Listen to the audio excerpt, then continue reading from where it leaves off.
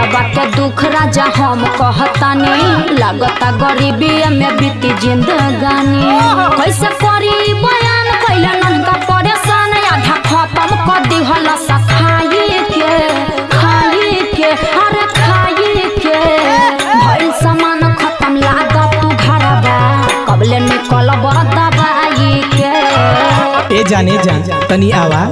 अरे चली हटी जब मिजाज रहेला तब राउत टेम्परेचर डाउन रहेला।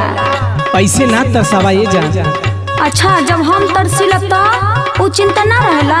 का भइल बा बोला। सुनाया राजा बाजी न बाजा हम क्या धर नायक बरिया में